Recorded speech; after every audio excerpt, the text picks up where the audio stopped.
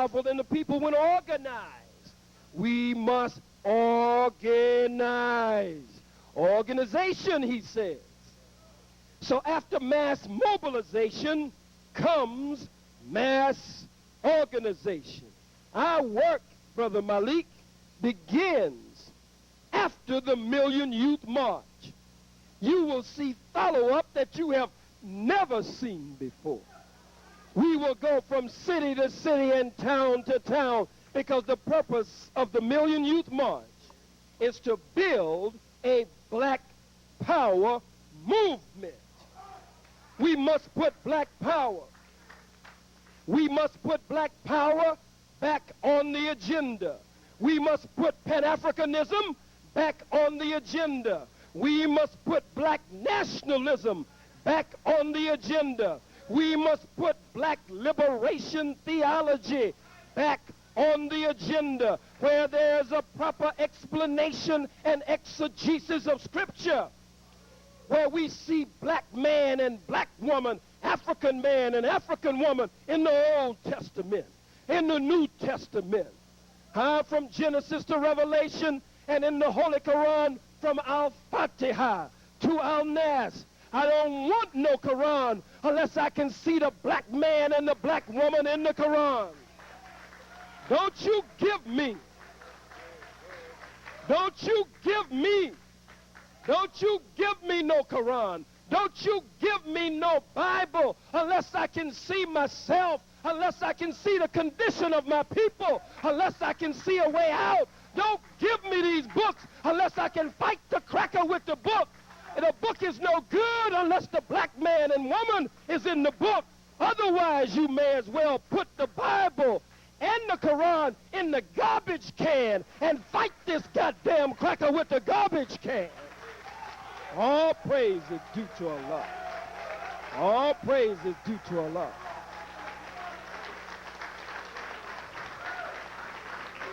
If we take a picture in here tonight and we show you the picture after it is developed, the first person you're going to look for is yourself, to see if your weave is straight, to see if your Jerry curl is dripping on somebody, to see if your fro is tight, to see if your locks are locked up right, to see if your crown is ace deuce or if it's straight down the middle.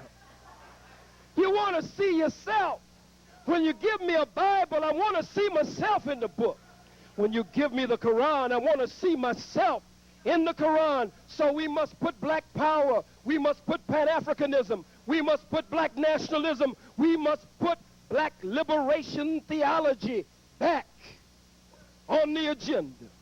Somebody has to do it. We have labored. We have struggled. We must pass this legacy now on to our babies, to our children, to our youth, to those in their teens, those in their 20s, when we say youth march, in their 30s, even the youth in their 40s, and on up who are young in heart and young in spirit. Did I make you feel all right?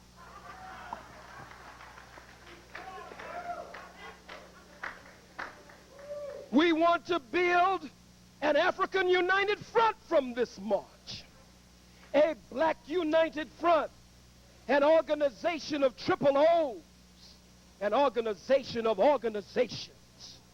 We want to build the OAAU. The Organization of All African Unity. You thought I was going to say the Organization of African American Unity. Oh, Brother Malcolm laid the foundation. Brother Malcolm put the cornerstone in place. And so now we must build on that foundation. And so 30 years ago it was called the Organization of African or Afro-American Unity.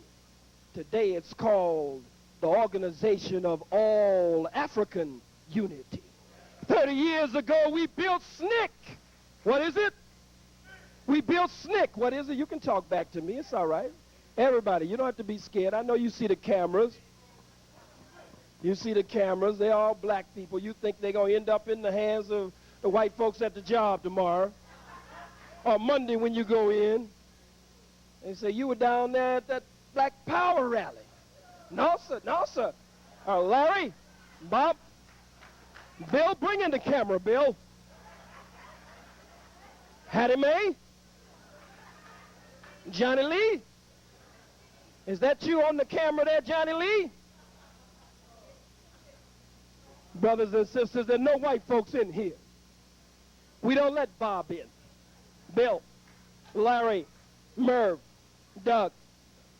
We don't let Cindy in, and Kathy, and Dana, and Buffy, and Muffy. And we keep Heather the hell out of here.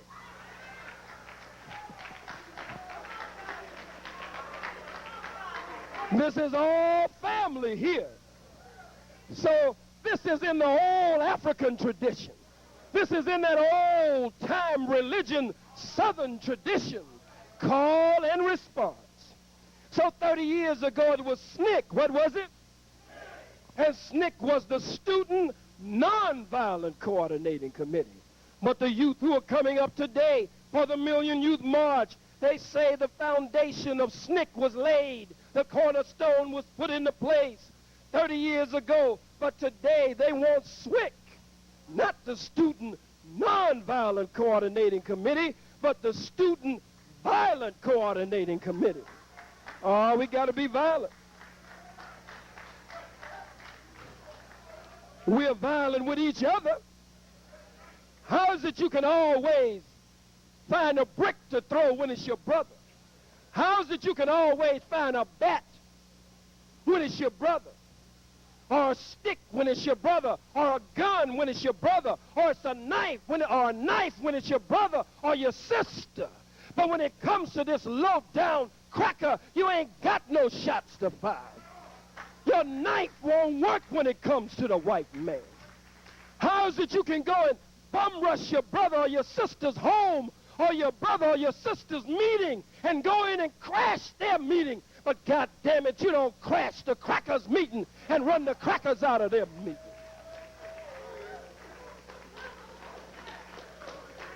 God damn it, I came to speak the truth, whether you like that truth or not. And I ain't scared of no goddamn body. But God Almighty. But God Almighty. Ain't gonna be no Malcolm X up off in here. No more Sunday. No more Sunday, February 21st, 1965.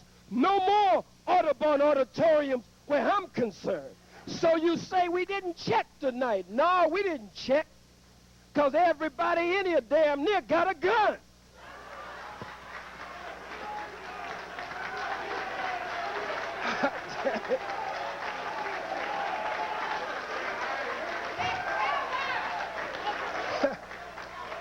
We found that that's the best check procedure in the world. Ah, damn it, Grandma sitting on the front row dipping her snuff. She got her stuff. Uncle Bubba on the back row, he got his stuff. Ain't Chili Red, Uncle Naps. I mean, there's so many people armed up off in here. You bet not stand up talking about, get out of my pocket. Get out of my pocket. Ah, damn, you'll draw back a nub in here tonight. You run down these aisles with a puny shotgun, we will blow your behind out of these windows in here.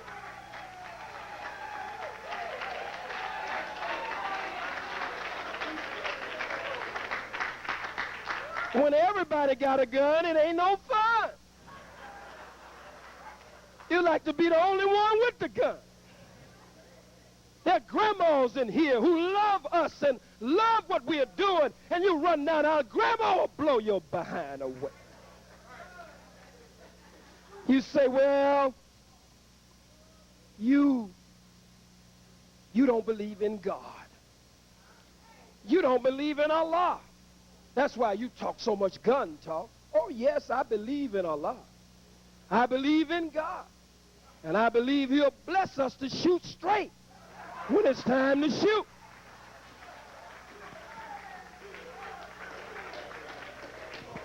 I believe that every black man and every black woman should have their God and their gun. Have your God and your gun. Don't tell me nothing about these pork chop eating preachers. I ain't talking about all the pastors. I'm not talking about all the pastors. Some of the pastors are good shepherds.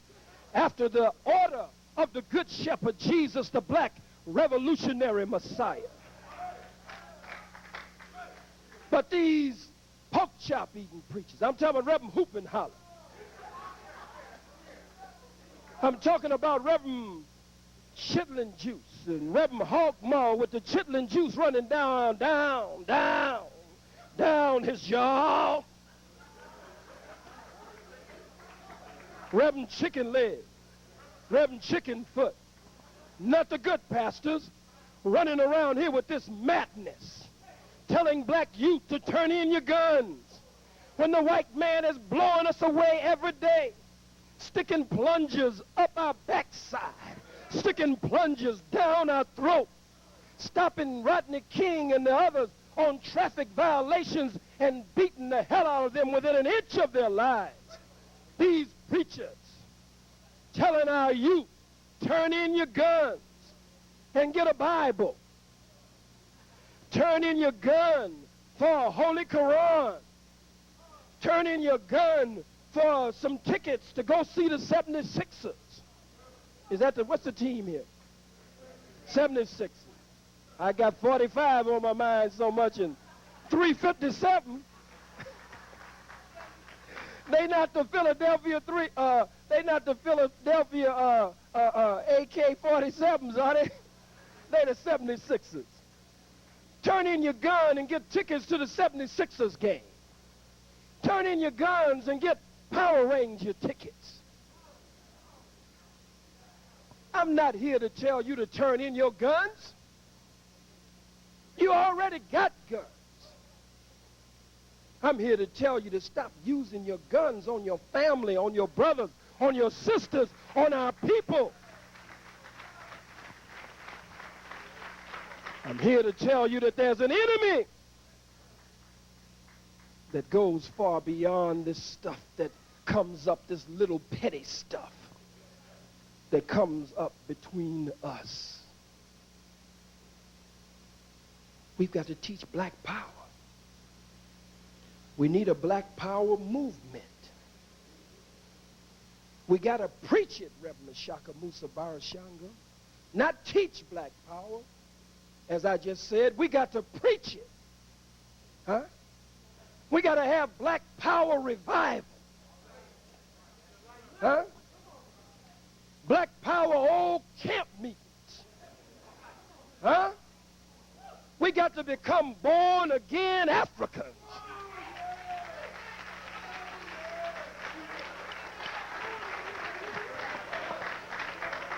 Brother Steve Cokley is right.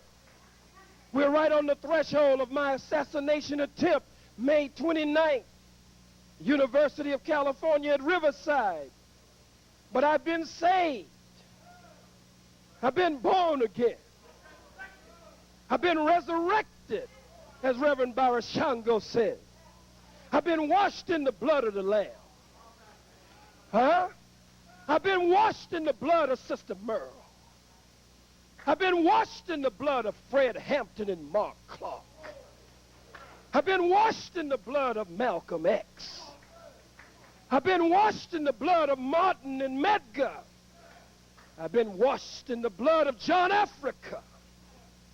I've been washed in the blood of all of the great revolutionaries and all of our forebears whose bones can be found bleached on the floor of the ocean in the Middle Passage. I've been born again. Have you been saved? Have you been saved? Blackness is your religion.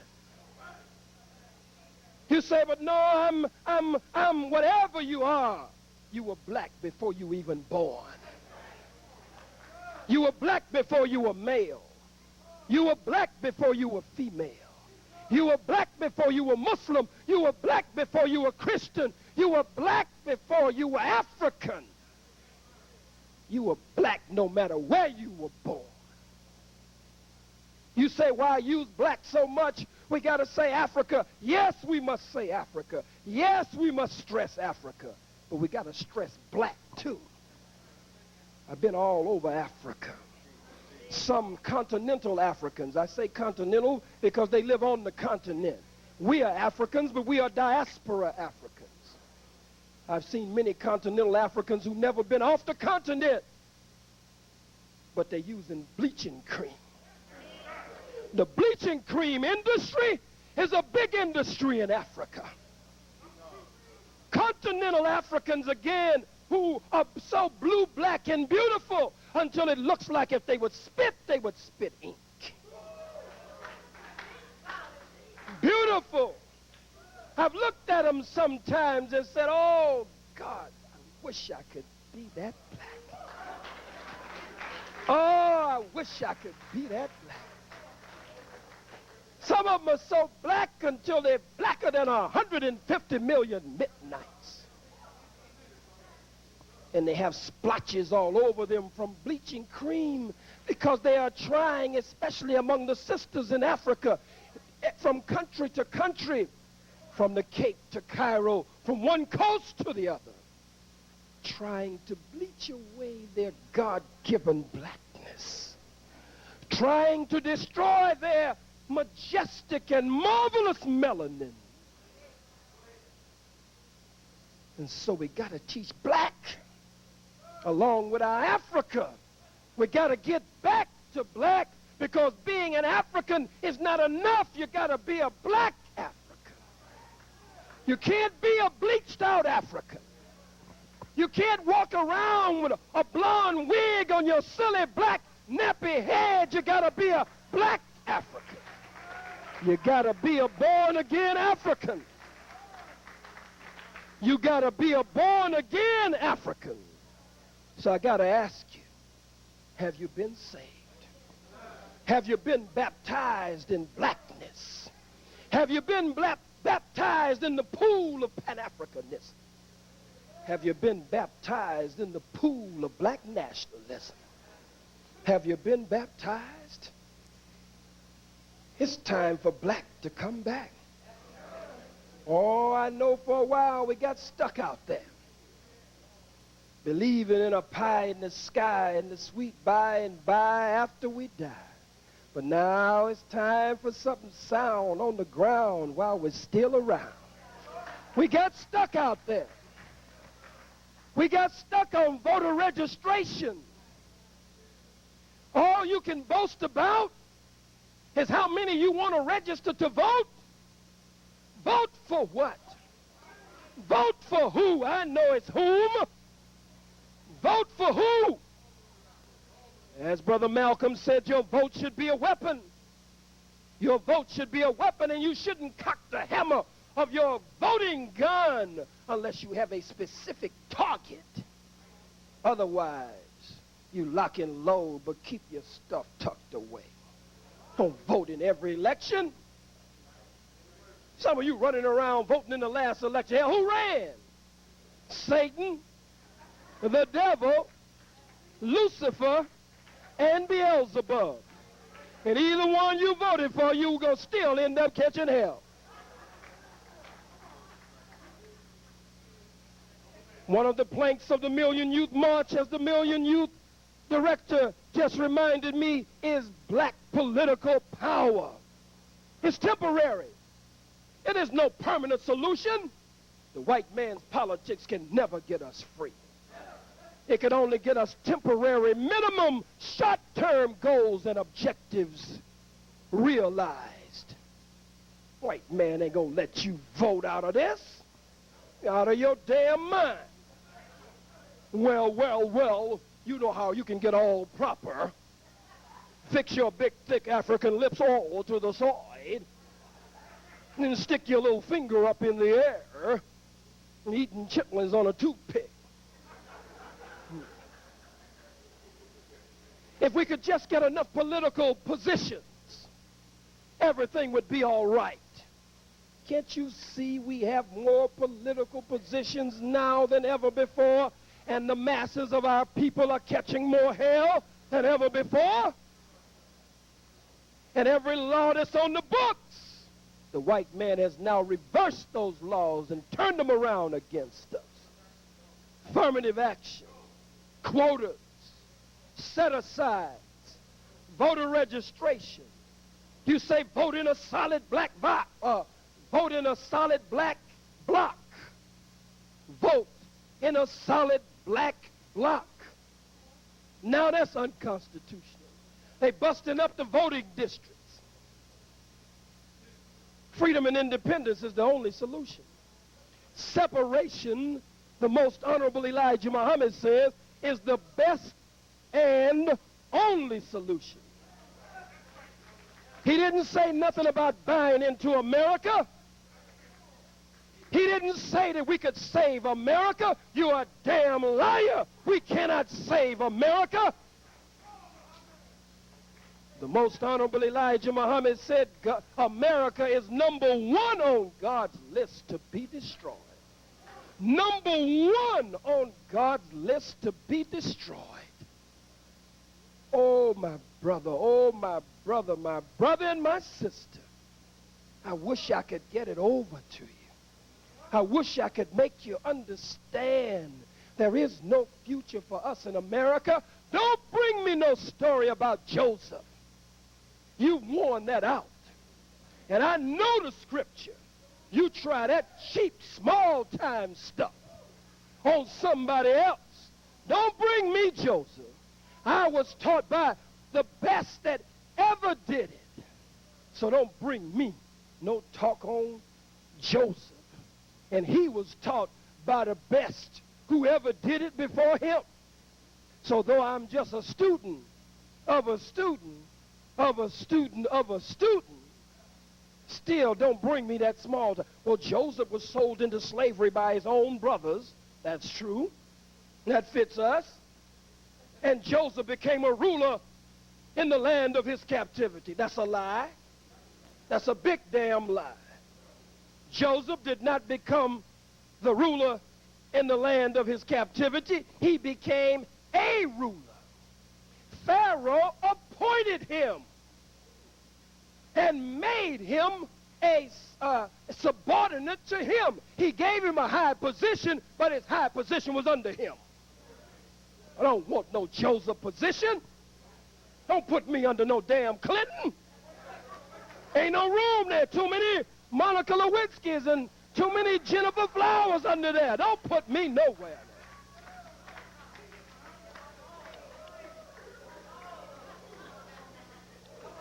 So they got a white girl sitting in the back. Where is she? Who brought her? The hell you bring a white girl in here for? This is a family meeting. You don't bring no damn white folks in here. Some of you are silly. Some brothers come marching in a black meeting, black people, Africans all around you, and you'll bring Susie Runwickle in here. Some black women with your silly self will come marching in with some cracker with you. Well, if Susie's not welcome, I'm not welcome either. If Susie can't stay, I'm not going to stay either. We love you, brother. We love you, sister. We love you with all of our hearts. All of us. But please, don't bring white folks in. Some of our people are not that mature yet. And when we're teaching this, they're always, when they know the cracker's in, especially those sitting around them and close, they got to keep looking. See what the cracker thinks. See if they are offended. If they're offended, then they get offended. Can't we do anything without white folks? Something? This march, in its mission statement, is for our God, the support of our God, and our ancestors. It is to develop programs that will impact on black leadership, that black leadership will work to empower black youth. It is set up, brothers and sisters, to fight for the release of all of our political prisoners by any means necessary. Let me stop with that, because we say it so much until sometimes it just becomes a song. If revolution were a song, and we could just sing it and get free. If it were rap and we could just rap it and get free, or make a poem about it and get free. But when we say by any means necessary, we must move beyond slogan to struggle. Assata Shakur is free. She has political asylum in Cuba because she was liberated. She was taken from the white man. Before this is over, we got to go to death row and unlock the door. Before this is over, there must be some fighting, killing, bleeding, and dying. Before this is over, we got to go through the Red Sea. You can't get to the promised land unless you go through the Red Sea. And what is the Red Sea? The Red Sea is war, bloodshed, and revolution. The Red Sea is war, bloodshed, and revolution. That's the only way you're going to get to the promised land. Yes, let's exhaust the courts, those who want to do that. Let's exhaust our rallies, those who want to do that. And I will participate in much of that. But I will also participate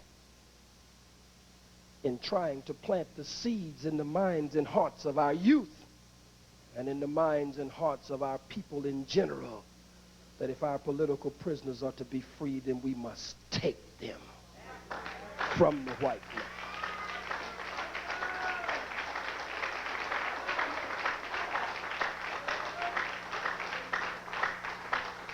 Don't you believe that Clinton is on your side? He's a no-good lying bastard. He's a redneck camel breath hunky, an outlaw from Arkansas.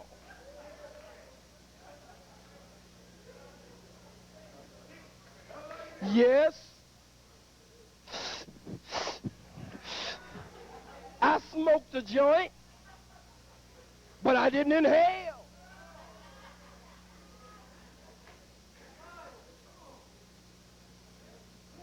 Yes, I was with this woman and that woman, but we didn't have intercourse. We had oral sex. There's a difference between oral sex, Clinton says, and intercourse. Come on, Bill. Now an Africa initiative? And some of you getting happy because Clinton is in Africa? It's a sad day when Clinton is in Africa. It's a sad day when America goes to Africa. The last time the white man, the first time the white man was really in Africa, he robbed, raped, and uprooted us and brought us here to America. And when they met at the Berlin Conference to carve up Africa, a sad day for Africa. And now old boot-licking, butt-licking, buck-dancing, half-baked, half-fried, punkified, sissified, pasteurized, homogenized nigger Jesse Jackson.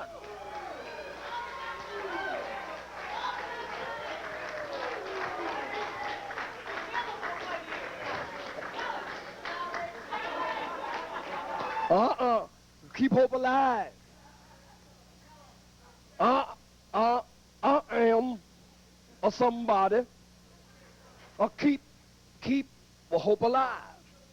I don't rightly know who the hell I am, but I am a somebody. It's Jesse Jackson who is selling us out. When the old no-good imposter so-called Jews were under the old no-good cracker named Hitler in Nazi Germany, it was so-called Jews who sold so-called imposter Jews out. And now we got boot-licking niggas like Jesse Jackson for what the Honorable Elijah Muhammad calls illegal money, who will go into Africa. He did the advance work for Clinton. He went in and opened the doors for Clinton. And now he wants African leaders and ministers of commerce and ministers of finance and ministers of economics to now flood America, coming in, making deals under the table and selling our people out and leaving our people out. And so no good Clinton will roll out the red carpet. But the most honorable Elijah Muhammad said the red carpet, that the red carpet stands for the fact that the white man has gone all over the world killing Africans on the continent, in the diaspora, murdering the red man, the red woman, the brown man, the brown woman, the yellow man, the yellow woman. And he rolls out a red carpet because the red carpet represents blood. It represents the blood of the downtrodden and oppressed people that he has murdered and oppressed. And it's drenched with their blood. And so his dignitaries walk on the red carpet. They walk on the blood of the oppressed people. I want to know, have you been saved? I want to know, have you been baptized? I want to know if you've been bathed in the blood of the Lamb, and if you've been bathed in the blood of the revolutionaries, bathed in the blood of the martyrs who have laid down their lives for this day. They didn't die that you would be a punk. They didn't die that you would walk through the communities of Philadelphia selling dope and dealing death to our people. They didn't die, sister, that you would be a whore and a prostitute on the streets of Philadelphia. I want to know, have you been saved? I want to know if you've been baptized. I want to know if you've been born again. We're talking about a black power revival up off in here. We're talking about stomping up off in here.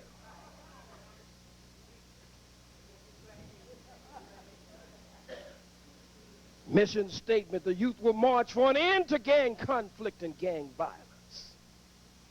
Our enemy does not just wear blue. Our enemy doesn't wear red alone. You Crip, you Blood, you Vice Lord, you gangster disciple, you Stone to the bone, you D to the knee, you West Side, you East Side. You're a fool, that's what it is. Your enemy does not just wear red or blue. Your enemy wears white even when he's butt naked. He wears white all the time. Your color is not red. Your color is not blue. Your color is black. And what is black? Dr. Maulana Karenga teaches us that black is color, culture, and consciousness. And with his permission, I have added that black is color, culture, consciousness, and a corresponding cosmological and universal connection with the Creator. I want to know if you've been saved. I want to know if you've been saved. I want to know if you've been baptized. I want to know if you've been bathed in the blood of the martyrs and the blood of the oppressed and the blood of those who lost their lives in the Middle Passage. I want to know if you want to stand up and accept your own and be your beautiful black self. Stop trying to be somebody else. Stop acting, brother, like white women switching throughout Philadelphia. We're not freaks. We're not punks. We're not sissies. We're not faggots.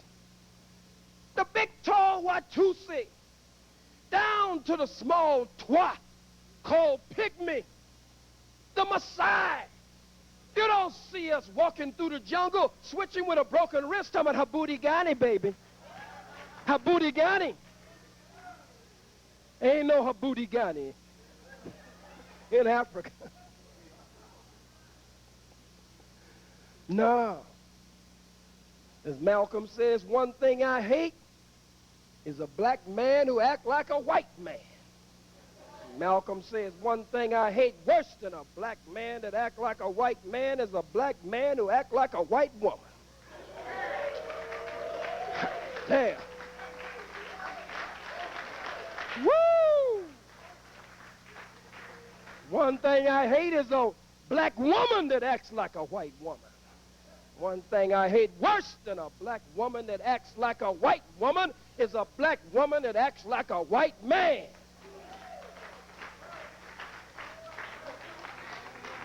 But you're my sister. But you're my brother. But we family. But we can still fight this cracker together. But we got some talk to do. Huh? We got to do what the Honorable Elijah Muhammad called, go in and close the door. And talk. Let's finish up this mission statement. Can I take a few more minutes? Is it all right?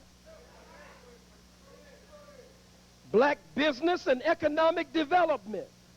The youth are also marching for unity and black love among our youth and our people in general. Full and complete reparations for the descendants of slaves, and the National Youth Director, Attorney Malik Zulu Shabazz, has formed and framed and drawn up the Million Youth March reparations petition demand. And we must start it circulating in the audience right now. Is it already circulating? How many have not signed the reparations petition demand? Only a few hands. We must get all of them as soon as we can. Sister Barbara Smith once is a very capable organizer here. Give me a few more minutes, please. Black power, of course, black nationalism, Pan-Africanism, mission statement. What the youth are marching for. Jobs for black youth. We're talking about self-help programs. Do for self programs. Not talking about getting your degree or your diploma at the front door of the white man and then going around the back door and begging for a job. If you work in white corporate America, we understand that. But whatever you learn, come back and use it for your people toward independence from the white man. And understand that you're a soldier every day you go in. That you're a soldier working behind enemy lines. Huh? We must have self-help programs. Do for self programs. We must have, I see Sister Hadia wasn't here earlier, one of the co-chairs of the D.C. Black Power Organizing Committee. Also, give her a strong black hand.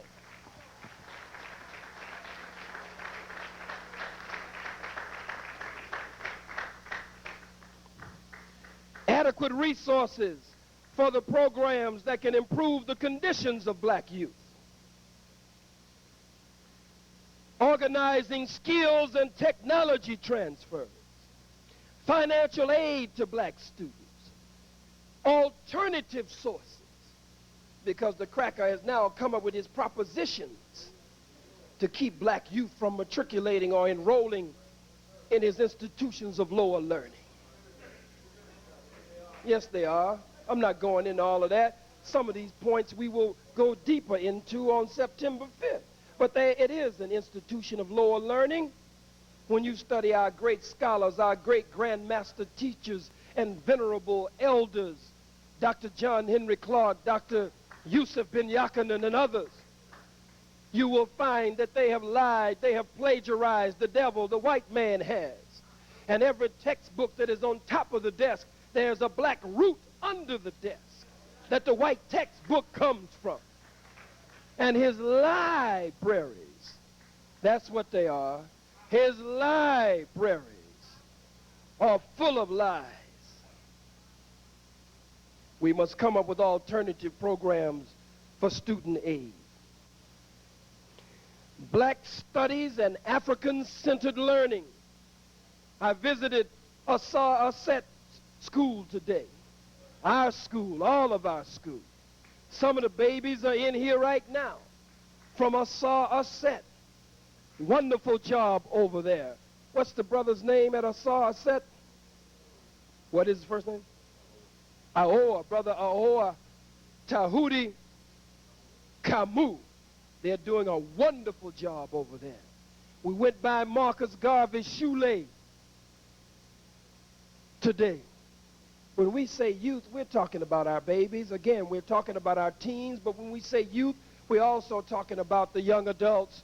We're talking about in the 20s, in the 30s, and elders there on September 5th for guidance. We're really talking about the family with a focus on the youth. And we're talking about bringing our youth front and center stage, the new leadership for the 21st century. Oh, this is a black day, September 5th. No Toms on the stage that day. No boot-licking, butt-licking Negroes on the stage that day. Huh? And any artists, any entertainers, any rappers, we want to give them, Reverend Ishakamusa Berashango and I were talking about it today, and Brother Steve Cokley tonight. We want to, no matter what else they say, we want to make sure that there are certain things that they address themselves to, or they don't get their raggedy behind up there.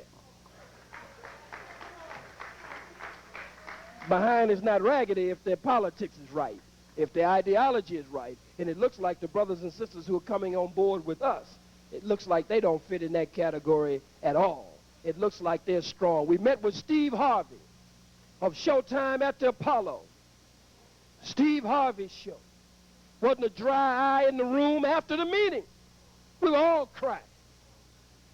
First thing, when we went in and closed the door to meet, he had all his finance people there, all black.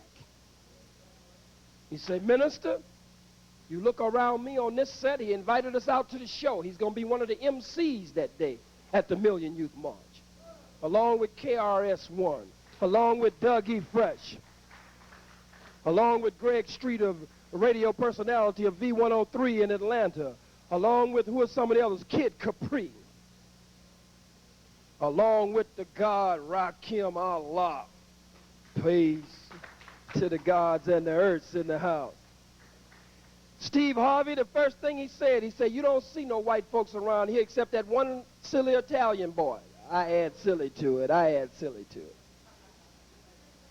He said, my whole staff is black. He said, look, let me tell you now, I'm down with the Million Youth March. He told his people, cut a check right there. Peel off something, and you give us a call back, and it'll be in place and such and such. Then he said, look, I want you to know that I ain't scared, dog. That's what he said. He said, I ain't scared, dog. He said, I know who you are, and I ain't scared. This is a new day. There's a revival going on. Huh? We were talking about it at the press conference yesterday. Again with Reverend Ishakamusa Berashango. Brother Kwame Ture, Brother Stokely Carmichael, now fighting with cancer. No doubt, and probably the foremost Pan-Africanist among us, carrying on the legacy of Osagyefo Kwame Nkrumah and President Ahmed Sekou Toure, and heads the All-African People's Revolutionary Party, came up through SNCC, through the Black Panther movement, through Black Power movement. Brother Kwame Ture, fighting with cancer. Looks like he's getting weaker, but we must not give up. We must give him our energy, everything we can give him, and all of our prayers. Looks like he's standing on the threshold of the ancestors. Looks like he's standing on the threshold of the Egungun, but there's no worry about that because we all must make that march. It's the cycle of life. But it was he, as we said earlier, who raised the cry, the call to black power. The 70s went by. The 80s went by. And now the 90s almost gone. And as he stands on the threshold of the ancestors, his eyes look like they're about to close for the last time. His ears looking like they were here for the last time. It's no accident that at this very moment, at this very hour, he can hear before he closes his eyes the youth, the babies, the 20s, the 30s, and some of the old ones standing back up, raising black power again. Some of the elders who had given up. Some of you from the 60s have just quit, capitulated. You backslide. You're a backslider. Huh? Yes, you are. Some of you so scared, just scared to death. Shell shock. Battle fatigue. Some of you, if you poot and hear your own poot, you duck and think it's gunshots from the white man.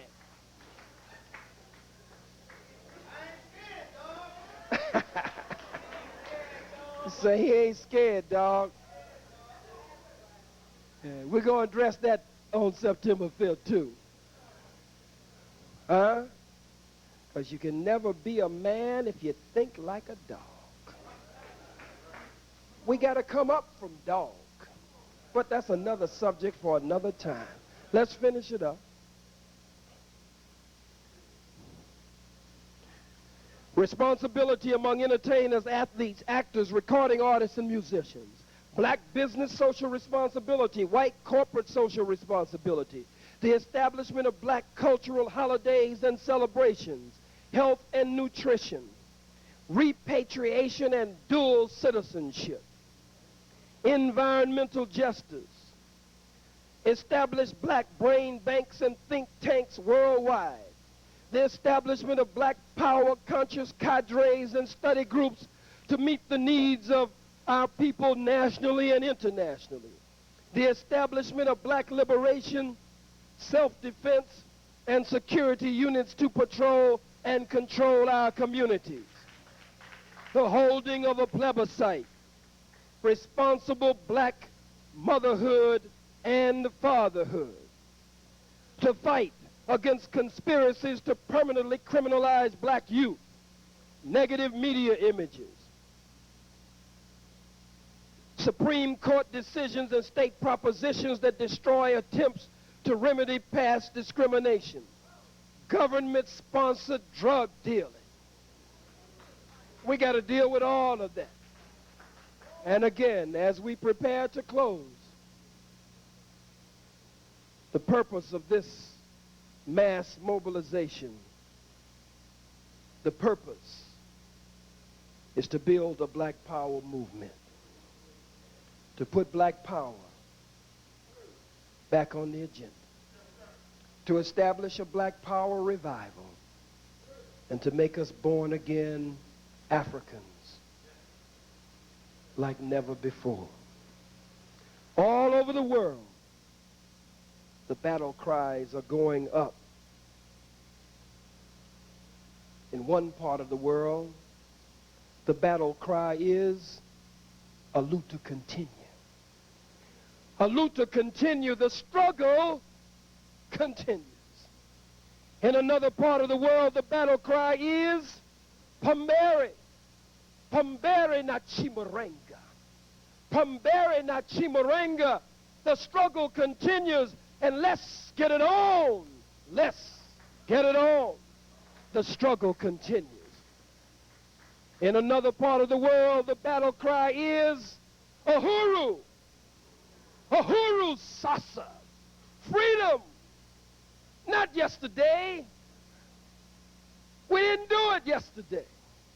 Not tomorrow, not day after tomorrow, but Uhuru Sasa.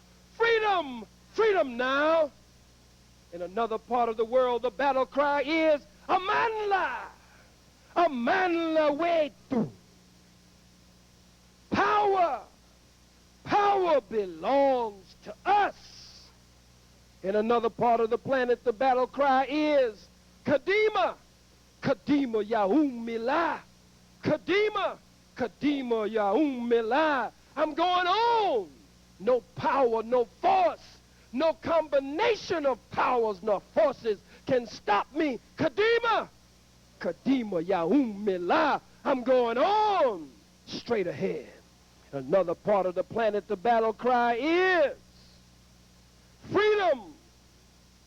Freedom now.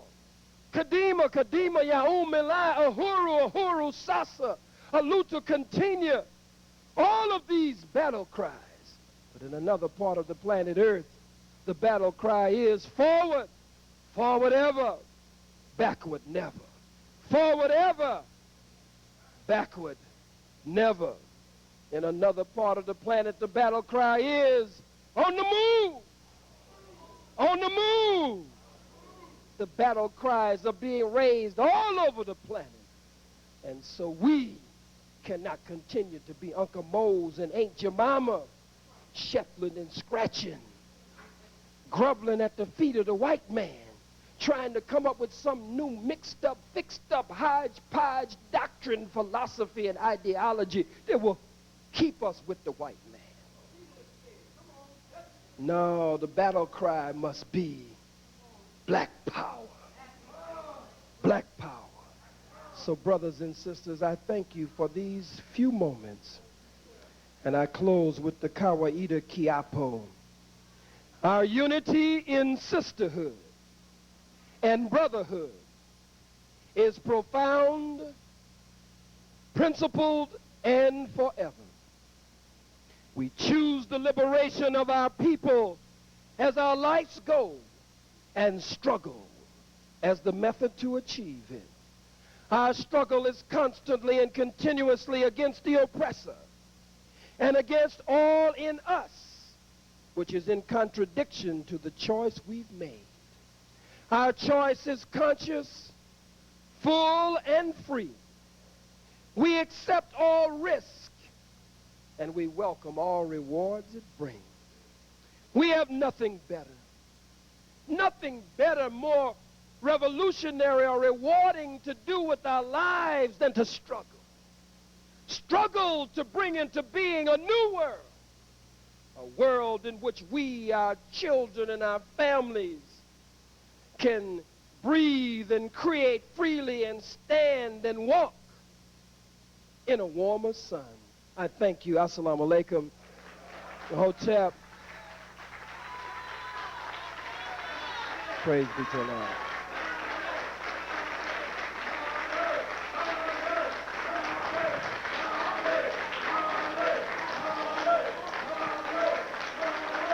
Praise be to Allah.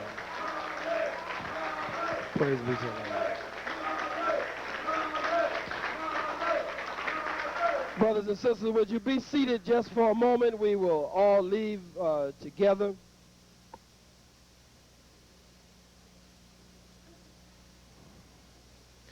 I turn this Black Power rally in preparation for the Million Youth March, September 5th, this year, Harlem, New York, back over into the hands of our National Youth Director, Brother Attorney Malik Zulu Shabazz, and our Philadelphia co-chair of the Black Power Organizing Committee here, Brother Hiram Ashanti. And I again thank him and all who have worked with him.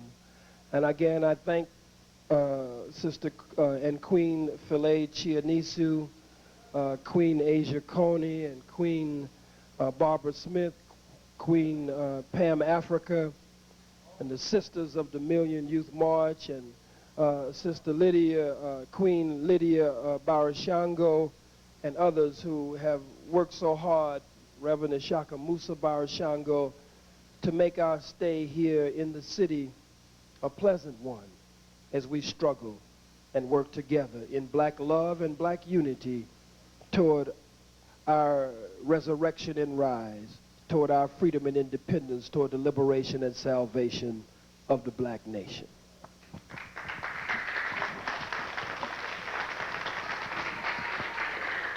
Let's give him another round of applause. Give him another round of applause.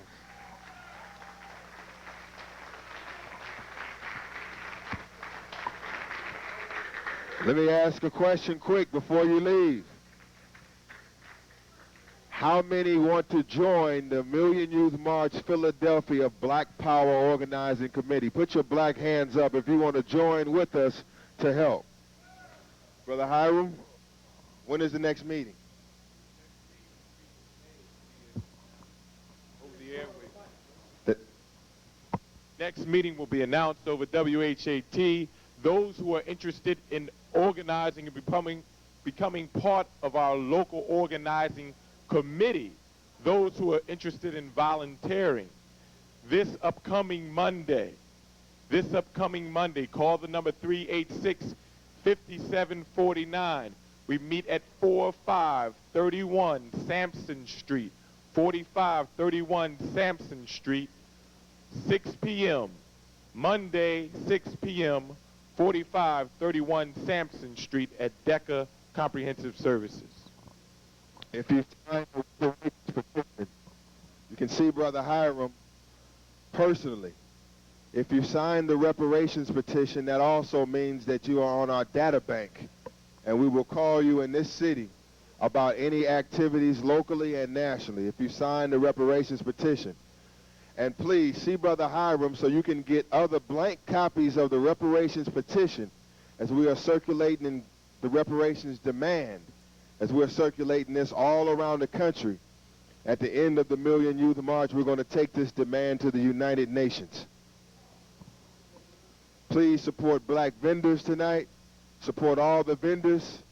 As at the Million Youth March, we will be specifically focusing everyone to support black vendors, black food vendors, and black products. Spend as little money with the white man as possible. If we can try to come into New York and get out without spending money with the white man, we're going to try to focus in that direction as much as possible. I turn you back into the hands of the convener as we close out the meeting. Brother Hiram, you had another point. Brothers and sisters, please let us stand on our feet. For those who missed the numbers, 386-5749, the local organizer.